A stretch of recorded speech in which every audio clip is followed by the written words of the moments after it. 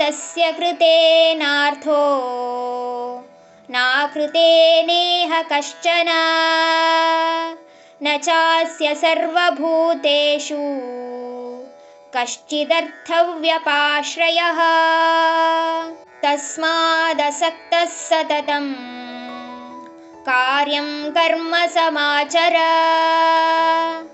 असक्तो ह्याचरन् कर्म ಪರಮಾಪ್ನೋತಿ ಪುರುಷಃ.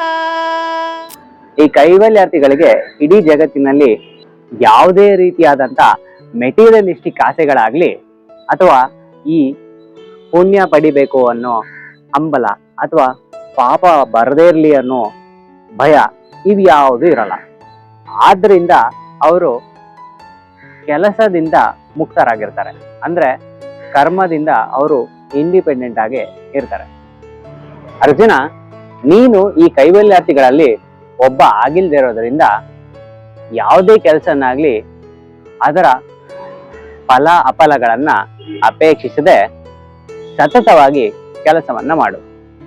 ಹಾಗೆ ಇದನ್ನ ಅಭ್ಯಾಸ ಮಾಡ್ತಾ ನಿನ್ ತಲೆಯಲ್ಲಿ ಯಾವತ್ತು ಇದು ಯಾವುದಕ್ಕೂ ನೀನ್ ಕಾರಣ ಅಲ್ಲ ಅನ್ನೋದನ್ನ ತಿಳ್ಕೊಂಡ್ ಮಾಡಿದ್ರೆ ಆಗ ನಿನಗೂ ಕೂಡ ಆತ್ಮದರ್ಶನ ಆಗತ್ತೆ.